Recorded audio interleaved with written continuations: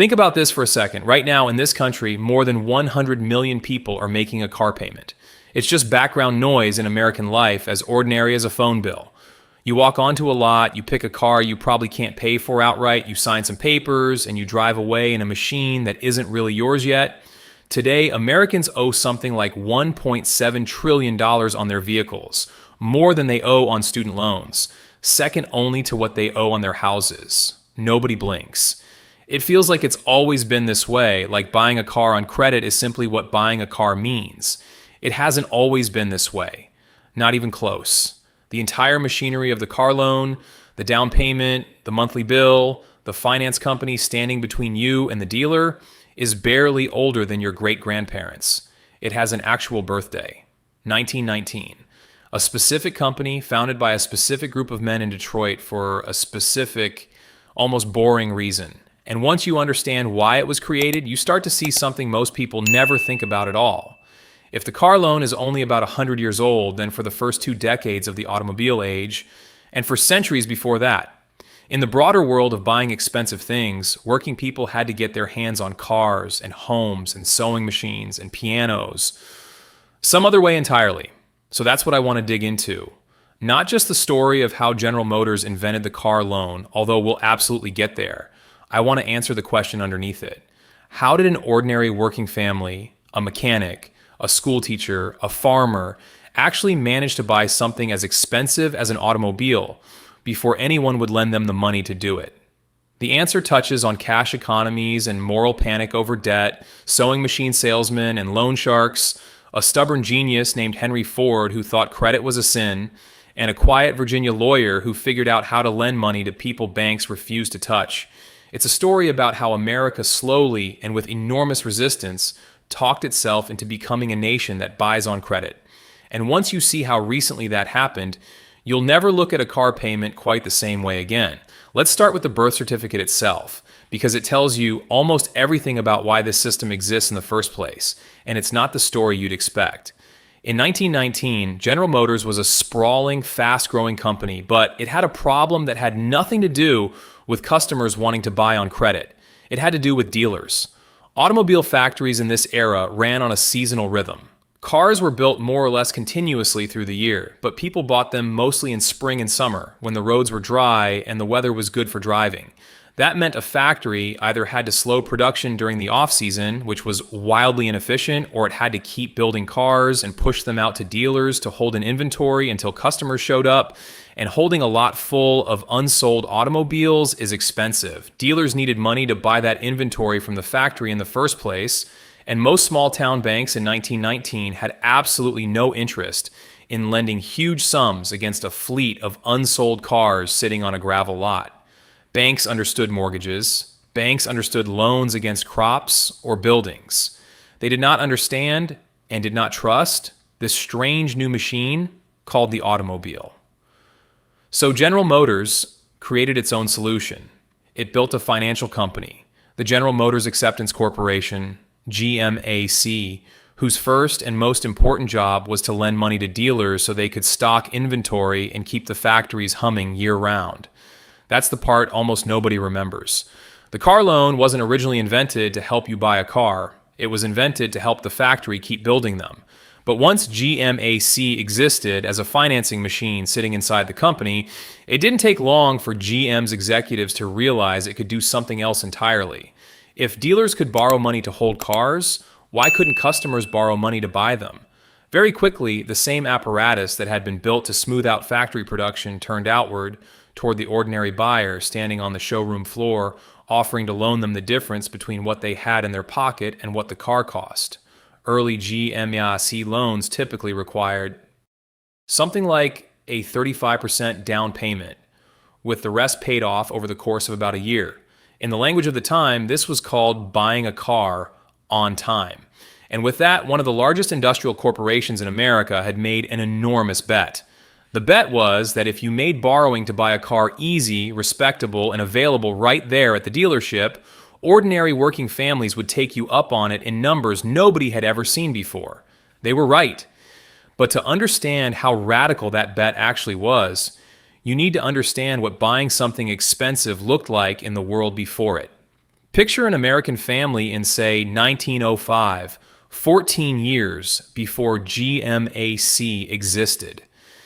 If they wanted something big, a piece of land, a house, farm equipment, they lived inside a culture that treated debt with real suspicion, especially for ordinary consumer purchases. This wasn't superstition. It came from hard experience. For generations, going into debt for anything other than a farm or a business was associated with the poorhouse, with disgrace, with families who had lost control of their finances and their independence along with it. The Victorian-era moral economy drew a sharp line. Borrowing to build something, a farm, a shop, was seen as productive and respectable.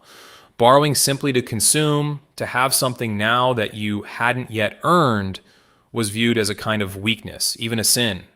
Save first, buy later. That was the rule, and it was enforced as much by shame as by any bank's lending policy. So how did people actually get big things done? Mostly through an economy that ran on cash, patience, and tightly woven local relationships. In small towns and rural crossroads, the general store extended what was essentially informal credit. A running tab, settled up seasonally, often at harvest time, based entirely on the storekeeper's personal knowledge of a family's character and their land. There was no application, no credit score, just decades of watching a neighbor pay their debts. Families also relied on mutual aid, pooling money within extended families or church congregations to help one member make a major purchase, with the expectation that the favor would be returned down the line. And for the single biggest purchase most families would ever make, a home, an entire parallel financial world had grown up over the better part of a century. Building and loan associations, member-owned local institutions where working people pooled their savings together and took turns borrowing from the collective pot to buy or build a house. By the time automobiles even existed, these building and loan societies had already been operating in America for more than 75 years. The idea of saving collectively and borrowing your turn was old and trusted. What was new, and what still felt faintly indecent to a lot of people, was the idea of borrowing to buy something you'd simply enjoy. Something that wasn't a farm or a roof over your head. And here's where the story gets a genuinely fascinating twist, because the very first crack in that wall of moral resistance didn't come from banks at all. It came from a sewing machine. Back in the 1850s, decades before anyone had built a working automobile, the Singer Manufacturing Company faced a problem that will sound very familiar. Their sewing machine was a genuinely revolutionary device, cutting the time it took to sew a shirt from something like 14 hours down to about 1. But it cost around $100 at a moment when the average American family earned somewhere around $500 a year. In other words, a sewing machine cost roughly a fifth of a family's entire annual income. Singer's business partner, a sharp lawyer named Edward Clark, came up with an answer in 1856 that would end up rewriting the rules of American commerce. Pay $5 down and pay the rest off in small weekly or monthly installments until the machine was fully yours. It was called the hire purchase plan, and it is generally credited as the very first installment payment scheme for a consumer good in American history. Clark topped it off with another trick that's still used today, letting customers trade in their old machine for credit toward the new one, then quietly destroying the trade-in so it could never resurface on a secondhand market and undercut a new sale. The results were staggering. Sales roughly tripled within a year of the plan's introduction. Within a few decades, Singer was selling millions of machines, largely because it had solved the exact same puzzle that would confront the automobile industry 60 years later. How do you sell an expensive, life-changing machine to a family that doesn't have the cash sitting around without asking a bank to get involved? Following Singer's lead, other makers of big household goods slowly adopted similar plans. Piano dealers sold their instruments the same way. So did makers of farm equipment like reapers and binders. By the very end of the 19th century, something like half the furniture dealers in a city like Boston were selling on installment terms. So when the automobile arrived, the installment plan wasn't some brand new idea. It was an old, slightly disreputable but proven tool sitting there waiting to be picked up. But cars were a different animal entirely, and here's why the timeline matters so much. When the Ford Model T first went on sale in the fall of 1908, it carried a price tag of $850. To put that in perspective, the typical American worker at that time earned somewhere between $500 and $600 a year, if their employment was steady, which for a lot of working people, it simply wasn't. Buying a Model T at launch meant handing over more than a full year's income, all at once, in cash. It's no surprise that the earliest buyers weren't factory workers or clerks. They were doctors, lawyers, prosperous farmers, and small business owners. The small slice of America that already had that kind of money sitting in a bank account, or could borrow it the old-fashioned way, against land or a business, from a local bank that knew them personally. What changed everything wasn't a loan. It was the assembly line.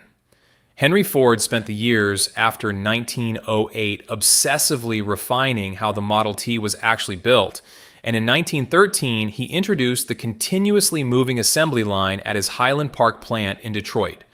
The effect on price was almost unbelievable. The time it took to assemble a chassis dropped from roughly 12 hours to about 90 minutes. As production scaled up and the process kept getting leaner, Ford kept passing the savings straight through to the price tag. That $850 car of 1908 fell to $550 by 1913, and it kept falling from there, eventually bottoming out somewhere around $260 to $300 by the mid-1920s. And in 1914, Ford made one more move that mattered enormously here.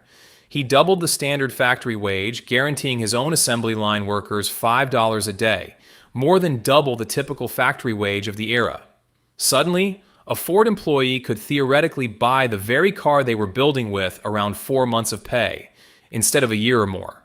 So, for a stretch of years, roughly from 1913 through the mid-1920s, working Americans genuinely could get into a brand new automobile through nothing more exotic than saving.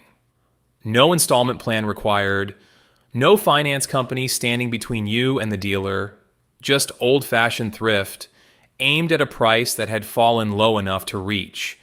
This is a detail that's easy to miss, because we tend to assume that cars have always required financing. For a real slice of automotive history, the falling price of the Model T did the work that a loan would later do. Cash and patience got you there. But cash and patience only stretch so far, and underneath that story, another, quieter revolution was unfolding, one that had nothing to do with cars at all, but that would end up making the entire installment economy possible. It's the story of a Virginia lawyer named Arthur Morris, and it deserves to be far better known than it is. In the years before 1910, if you were an ordinary wage earner, say, a railroad clerk or a factory laborer, and you needed to borrow even a modest sum of money, $50 or $100, to cover an emergency or make a purchase, the traditional banking system had almost nothing to offer you. Banks in this era lent against real collateral, land, buildings, stocks, things wealthy people had and working people didn't. If you had no collateral, your options narrowed down to two grim choices. You could go to a pawnbroker and hand over something valuable as security, or you could go to what the era bluntly called a loan shark, an unlicensed lender who would advance you cash against your future. Paycheck at interest rates that could spiral into the triple digits annually, trapping desperate borrowers in a cycle they could never climb out of. Reformers of the time, working through organizations like the newly founded Russell Sage Foundation, documented case after case of working families destroyed by these arrangements, their wages garnished, their furniture seized, their lives quietly wrecked by a $100 loan that had metastasized into an unpayable debt. Arthur Morris, practicing law in Norfolk, Virginia, watched his own working-class clients struggle with exactly this problem, and in 1910, he opened something new. A small institution called the Fidelity Savings and Trust Company, built around what became known as the Morris Plan. The idea was strikingly simple and, for its time, almost radical. Instead of demanding collateral, Morris would lend based on character. A borrower needed to bring in two people, references of similar standing and earning power, who would essentially vouch for them and co-sign the loan. The borrower would then repay the loan not in one lump sum, but in small weekly installments, buying what were called thrift certificates until the debt was cleared. It was, in effect, a bank built specifically for people that every other bank refused to see. The idea spread like wildfire. Within about 2 decades, Morris Plan banks were operating in over 100 American cities, and they had made well over $1.5 million loans worth more than $300 million. And crucially, this network became one of the very first institutions in the country willing to finance automobile purchases directly for ordinary customers, tying into arrangements with automakers like Studebaker as early as 1916 and 1917, years before GMAC even existed. So when we talk about the birth of the car loan, GMAC in 1919 deserves the credit for making it a mass market, industry-defining machine. But the deeper idea that a working person's character and steady income could substitute for collateral, that ordinary people could be trusted to borrow small sums and pay them back reliably, had already been proven patiently and quietly by a Virginia lawyer a full 9 years earlier. GMAC didn't invent the idea that working people were creditworthy. It scaled that idea up and bolted it directly onto the biggest purchase most families would ever make. There's one more avenue working families used in these years that rarely makes it into the story at all, and it's worth pausing on, because it shows just how resourceful people were about getting around a system that wasn't built for them. The secondhand market. As wealthier early adopters traded up to newer models, a growing supply of used automobiles filtered down into the hands of buyers who could never have afforded a brand new car at any price. A used Model T that might have cost several $100s new could often be had for a fraction of that a few years later, sold directly between neighbors through classified advertisements in local newspapers or off the back lot of a dealer eager to clear space for new inventory. In rural communities especially, farmers frequently pooled resources in ways that echoed the old mutual aid traditions. Sometimes several families going in together on a single truck or automobile that would be shared for hauling crops to market, with an informal understanding about whose turn it was to use it and who owed what toward its upkeep. None of this was glamorous, and none of it came with a showroom or a salesman. But it meant that by the mid-1910s, car ownership, or at least car access, had already begun trickling down the income ladder well before any bank or finance company decided working people were worth lending to. Now back to Detroit in 1919, because once GMAC opened its doors and started writing loans for actual car buyers, the American car market changed with astonishing speed, and it set off one of the strangest and most stubborn standoffs in the history of American business, because Henry Ford hated it. This wasn't a marketing calculation on Ford's part. It was a genuine, deeply held moral conviction, rooted in exactly that older culture of thrift and suspicion of debt we talked about earlier. Ford believed sincerely that financing a car purchase with borrowed money was bad for the character of the buyer, a shortcut that encouraged people to live beyond their means. So while General Motors was busy building an entire financial apparatus to help customers borrow, Ford Motor Company stuck to what was essentially a modernized layaway plan. Customers were asked to deposit $5 to $10 a week into an account held by their local Ford dealer, and only once they had saved the full purchase price could they actually take the car home. In 1923, Ford formalized this into something called the Weekly Purchase Plan, encouraging families to save their way into a Model T rather than borrow their way in. It failed. And it failed for a wonderfully obvious reason once you think about it. If a customer was disciplined enough to save $5 a week toward a car, they had absolutely no reason to route that money through their local car dealer instead of simply opening their own savings account at a bank, where at least they'd earn a bit of interest along the way and could change their mind about the purchase whenever they liked. The Ford Weekly Purchase Plan asked people to be thrifty and patient without offering them anything in return for that patience. General Motors, meanwhile, was offering something far more seductive. Drive the car home today and pay for the privilege over the next 12 months. And Americans, it turned out, overwhelmingly preferred driving the car home today. The numbers tell the story with brutal clarity. In 1918, the year before, GMAC was founded. Roughly half of all the automobiles on American roads were Fords, an almost unbelievable share of the entire market. But installment financing had already begun spreading among makers of moderately priced cars back in 1916, aimed directly at competing with Ford's dominance. And once GMAC turned that trickle into a flood after 1919, the ground beneath Ford's feet began to shift. Chevrolet, GM's mass market brand and Ford's direct competitor, saw its sales climb explosively through the 1920s precisely because a Chevrolet, unlike a Model T for most of that decade, could be driven off the lot with a modest down payment and a stack of monthly bills stretching out ahead of you. By 1925, something like 3 out of every 4 new cars in America were being bought on time through some form of credit. Ford's market share, that once dominant 50+%, began falling, first slowly, then alarmingly. By 1927, Ford's own leadership, including Henry Ford's son Edsel, was in open, anguished conflict with the aging founder over what to do about it. The reckoning finally came.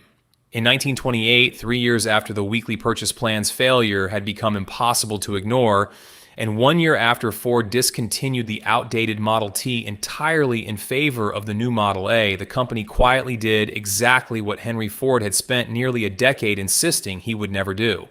It launched its own finance arm, the Universal Credit Corporation, built specifically to let customers borrow money to buy Fords, the same tool General Motors had pioneered almost 10 years earlier.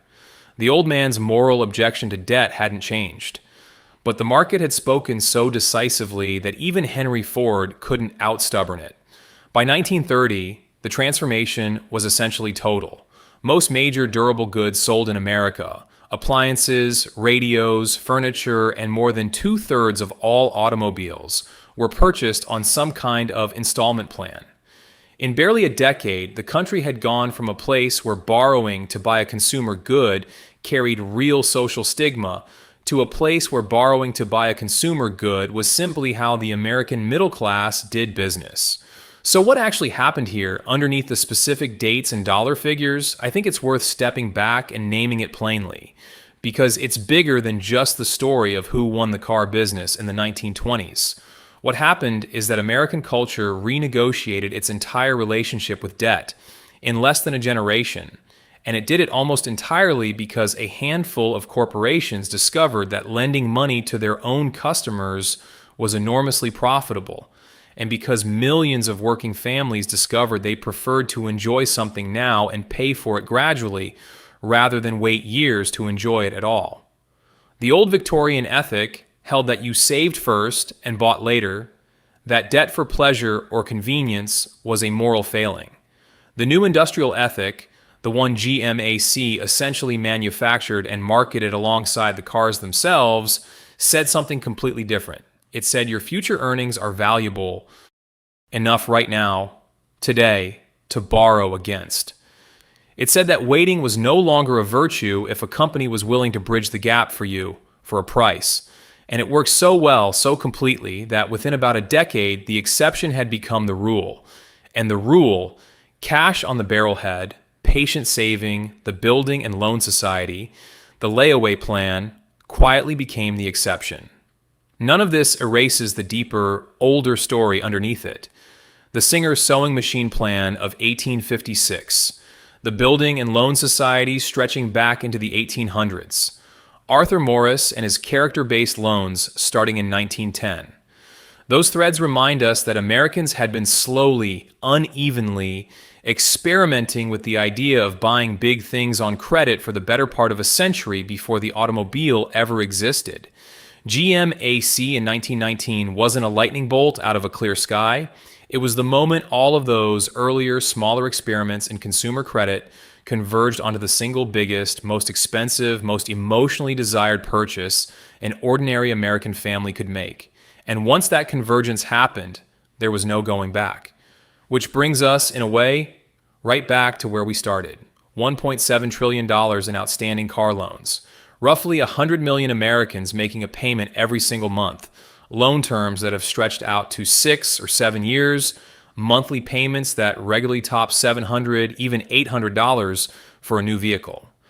It's tempting to look at those numbers and think we're living through something entirely new, some uniquely modern crisis of debt and consumption. But the truth is that we are simply living inside the machine that GMAC switched on in 1919, running at a scale and a duration nobody in Detroit could have imagined at the time. The 35% down payment and 12-month term of the earliest GMAC loans has stretched over a century into loans that can run 6 times as long, financing cars that, adjusted for inflation, often cost far more than a Model T ever did. The basic bet General Motors made 100 years ago that Americans would rather drive today and pay tomorrow than wait and save hasn't just held up. It has become one of the deepest, most unquestioned assumptions in the entire American economy. And that, I think, is the real lesson buried in this story. We tend to imagine that the big financial habits of our lives, how we buy a car, how we buy a house, how comfortable we are carrying a balance, are just natural facts about how the world works. They aren't. They were built deliberately by specific people solving specific problems, often for reasons that had very little to do with the customer's benefit and everything to do with keeping a factory's assembly line running smoothly. Henry Ford lost that particular argument badly and lost his company's market lead along with it because he underestimated just how much working Americans wanted what credit was selling, not just a car, but the feeling of not having to wait for the life they wanted. It's worth remembering, too, that none of this unfolded because working families were reckless or naive. The people who took out those early GMAC loans and the people who lined up outside Arthur Morris's little bank in Norfolk a decade earlier were making the same calculation people make today. They were weighing the value of having something now against the cost of paying for it later, in a world that had finally, for the first time, given them that choice at all. For most of American history before 1910, that choice simply didn't exist for ordinary people. You saved for years, or you did without, or you leaned on a neighbor's goodwill and hoped to return the favor someday. The installment plan, whatever else it did, handed working families a kind of financial agency their parents and grandparents had never had. That's not a small thing, even if it came bundled with real risks that are still playing out in household budgets a century later. Whether that trade, an object today for a debt that follows you for years, was ultimately a fair one is a question every family has had to keep answering for itself over and over for more than 100 years now, every single time they walk onto a lot and reach for a pen. If you found this deep dive valuable, take a second to hit that like button and subscribe to the channel. It genuinely helps more than you'd think, and it's exactly what lets me keep digging into the hidden histories behind the everyday things we never think to question. And if your own family has stories about buying that first car on credit or off, I'd love to hear them in the comments. I read every single one. Thanks for watching, and I'll see you in the next one.